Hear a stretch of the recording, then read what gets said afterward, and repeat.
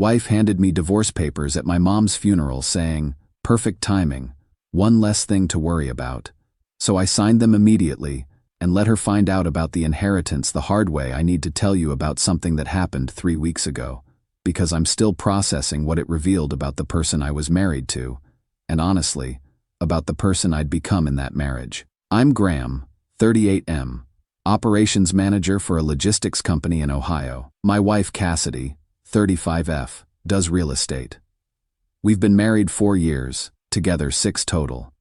My mom died after an 18-month battle with pancreatic cancer. Those final months completely rewired my understanding of what matters.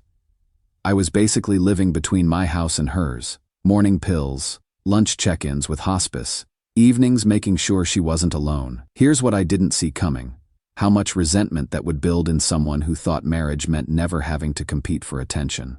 Cassidy started making comments about feeling like she was married to a ghost, how I wasn't present anymore, how exhausting it was watching me be consumed by someone else's needs.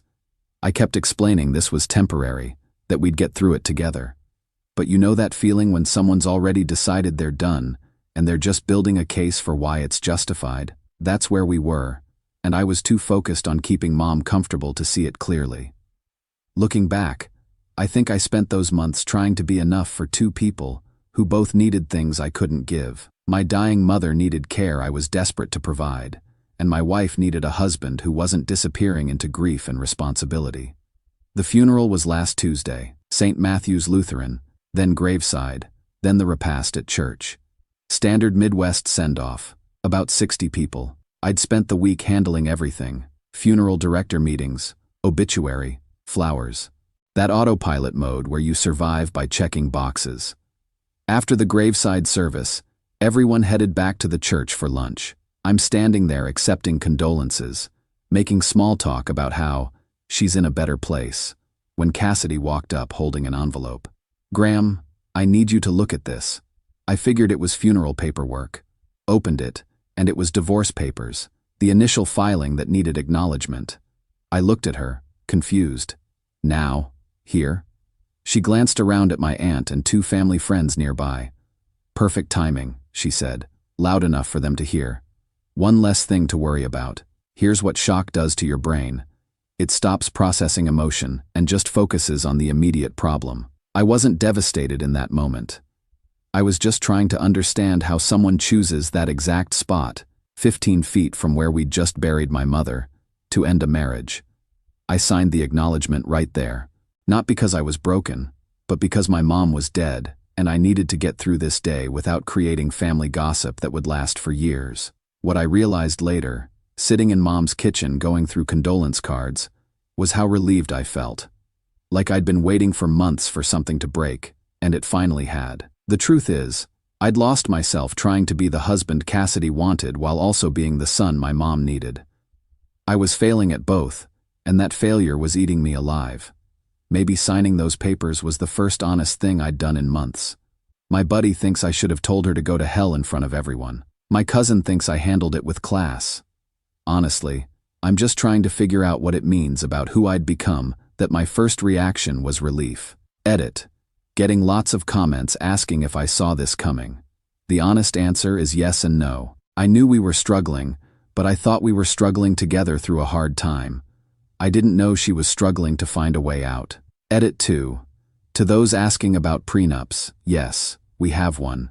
Cassidy insisted on it before we got married. Said it was smart financial planning. Update 1. I've been thinking about something my mom used to say. People show you who they are when they think you can't do anything about it. I'm finally starting to understand what she meant. 3 days after the funeral, I got a call from Mom's estate attorney, Richard Halverson. I figured it was standard paperwork, maybe some bills to settle or the house to deal with. "Graham, I need you to come in to go over your mother's will and trust documentation." "Trust?" I asked. She never mentioned a trust. She established it about 5 years ago. She was very specific about timing, said to wait until any family situations had resolved themselves. Even then, that phrasing felt intentional. I met with Halverson Friday. His office is one of those old downtown buildings that feels serious just walking through the door. He had a thick folder with my name on it. Your mother was more prepared than most people realize, he started, pulling out documents I'd never seen, property deeds, investment accounts, insurance policies. She owned rental property, inherited from her sister 5 years ago. Your mother was very private about finances, but she'd been quietly building wealth for decades. The numbers added up fast. House worth $280K, paid off. Investment accounts totaling $2.1 million. Life insurance worth $850K. The rental property at $320K. Some old bonds she'd never cashed. Total, $4.2 million. I stared at the paperwork. My coupon-clipping mother who bought generic cereal had been quietly building serious wealth.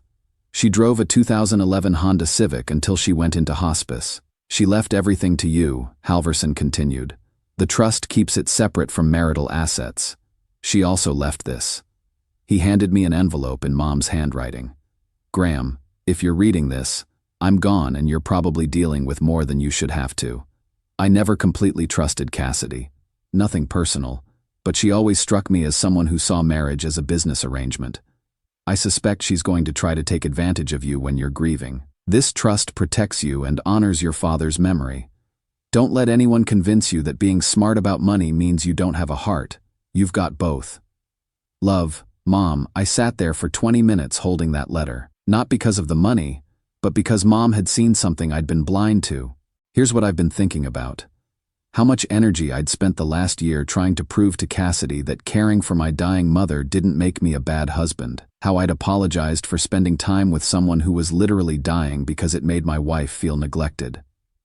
That night, I dug out our prenup. Cassidy had insisted on it, said it was smart financial planning to protect us both. I'd been reluctant, felt unromantic, but she was adamant. Reading it now, one section jumped out. Inheritance received by either party during marriage shall remain separate property. She'd written her own ticket out of Mom's estate, been so focused on protecting her assets that she'd protected mine too. The timing makes sense now. She'd been distant for months, talking about feeling trapped, mentioning how exhausting my caregiving was. I thought she was struggling with a hard situation, but I'm starting to wonder if she was just struggling to find the right moment to leave without looking heartless. Here's what really gets me. I spent so much energy trying to be the perfect grieving son and perfect supportive husband that I lost track of who I actually was. I was performing both roles instead of living either one authentically. I haven't contacted Cassidy. Hired a family attorney, Noah Maddox, and I'm letting him handle everything. If she wants to conduct our divorce through legal documents at funerals, we'll do this properly. The weird part is how clear everything feels now. For the first time in months, I'm not trying to manage someone else's emotions while suppressing my own. Edit. To those asking about the rental property, it's been generating income for years.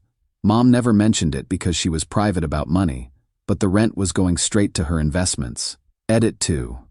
A few people have asked if I'm angry about the funeral timing. Honestly, I'm more angry at myself for spending a year apologizing for loving my mother. Something tells me Cassidy's about to find out what she actually walked away from. We'll update when that happens. Update 2. I've learned something important over the past 2 weeks. When people show you their priorities under pressure, believe them the first time. Monday morning, I got a call from Cassidy. Completely different tone than I'd heard in months. Warm, slightly vulnerable, the voice she used to use when she wanted something. Graham, I've been thinking about everything, and I think we moved too fast with those papers. I was emotional. You were dealing with trauma. Maybe we should try counseling before we throw away what we built. Here's what I noticed. She didn't apologize for the timing. She didn't acknowledge how it felt to be served divorce papers at my mother's funeral. She just wanted to restart the conversation on different terms. I told her I thought moving forward with the divorce was right for both of us. But don't you think we owe it to ourselves to try? What's the rush? We had something good before things got complicated. That phrase, before things got complicated, like my mother's terminal illness, was an inconvenience that disrupted our perfect life. That's when I knew she'd heard about the estate. Small town, word travels fast when estate lawyers get involved. Cassidy, you told me at my mother's funeral that divorcing me was perfect timing because it was one less thing to worry about. That felt pretty definitive. She got quiet. Then, I know how that looked, and I'm sorry about the timing, but I was overwhelmed. My therapist says I was experiencing secondary trauma watching you go through such pain. Can't we at least talk in person? Secondary trauma. Right. I told her my lawyer would handle everything from here. 2 days later, Noah called with an update. Cassidy hired Patricia Wells. She's good. They're requesting mediation to discuss equitable distribution, including inheritance you received during marriage. She wants half of my mother's estate. She's claiming the prenup was signed under duress and should be invalidated. Says her emotional support during your mother's illness preserved and enhanced the marriage. Noah was quiet for a second. Then he started laughing. Graham, in 12 years of family law, I've never seen someone create such a perfect case against themselves. She's demanding half of an inheritance that's specifically excluded by a prenup she insisted you both sign. We ended up in mediation Thursday. Cassidy showed up dressed like she was going to trial. Navy suit, briefcase, the whole professional look. I wore jeans because Noah said to dress like I was going to a normal meeting. The mediator laid out the facts. Cassidy's lawyer launched into this speech about emotional support, sacrifice, contributions to the marriage. It was surreal listening to someone reframe the last 18 months, as if Cassidy had been some devoted caregiver instead of someone who complained constantly about how my dying mother was affecting her quality of life. Noah let her finish. Then he slid our prenup across the table. Page 4, Section 7. Mrs. Lott specifically requested this language to protect individual inheritance rights. She insisted it was essential.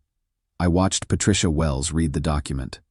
You could see the moment she realized her client had created an unwinnable case.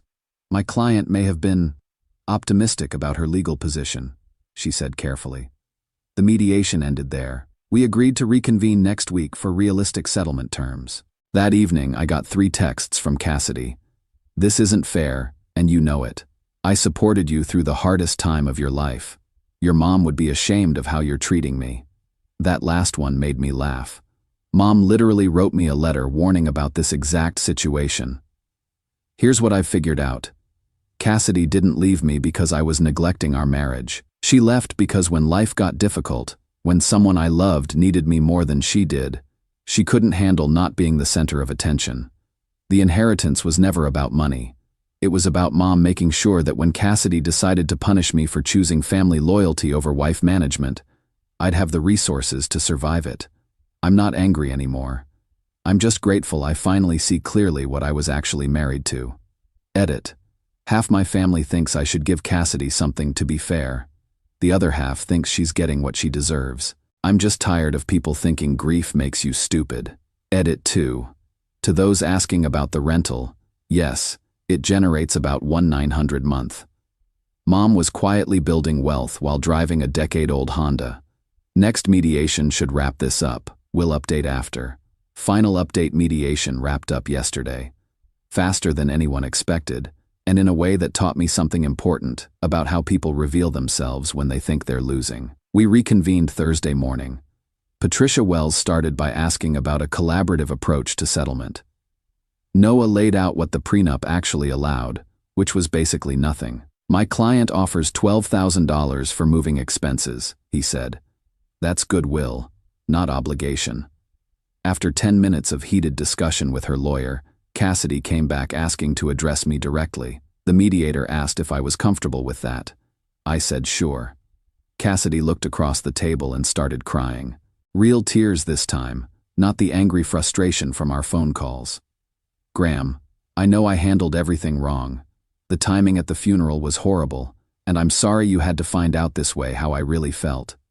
I appreciated the apology, but she wasn't done. I need you to understand.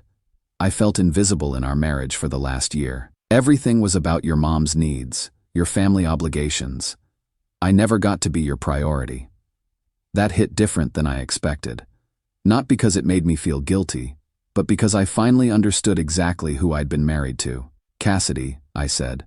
My mother was dying. She needed care, and I was the only family she had left. What should I have done differently? You could have hired professional help, put her in a facility. There were other options. And there it was. The real issue wasn't that I'd neglected our marriage. It was that I'd chosen to personally care for my dying parent instead of outsourcing it so my wife wouldn't be inconvenienced. "I'm sorry you felt invisible," I told her. "But I'm not sorry for taking care of my mom." We signed papers 20 minutes later. Cassidy gets $12,000 and whatever was in our joint account. Everything else stays with me, exactly as Mom planned. Walking out of that office, I felt lighter than I had in months.